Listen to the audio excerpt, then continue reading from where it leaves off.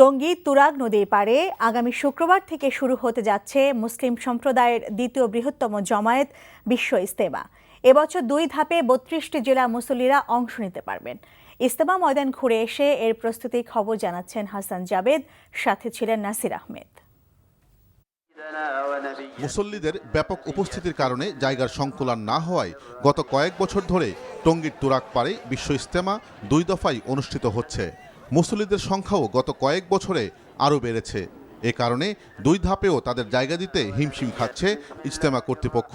তাই এবছর ইজতেমায় অংশ নিতে পারবেন নির্দিষ্ট 32টি জেলার মুসল্লিরা, যার প্রথম ধাপে অংশ নেবেন 16টি জেলার মুসল্লিরা এবং 15 জানুয়ারি দ্বিতীয় ধাপে অংশ নেবেন আরও 16টি জেলার মুসল্লিরা।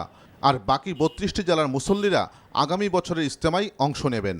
এই বছর যারা আসবে 16 সালে, তারা আসবে আবার 18 সালে, যেই 32 জেলা থেকে যাবে সেটা আসবে আবার 17 সালে। এরকম করে এক বছর পর করে দিছে, কারণ জায়গা সংকুলন হচ্ছে না। তারপরে স্যানিটেশনে একটু প্রবলেম হয়, মুরব্বীদের গোসল করা, টয়লেটে যাওয়া, এই কারণে।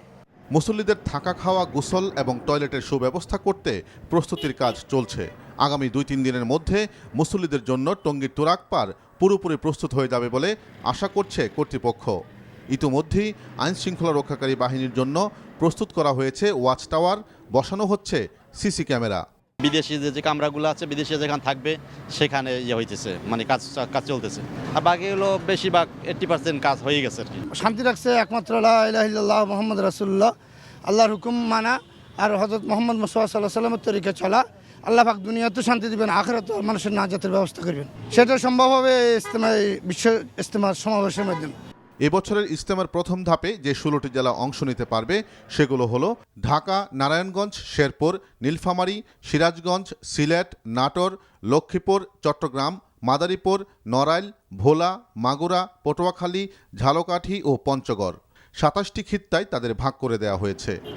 Hasan Jabed, NTV news, Tongi, Gazipur.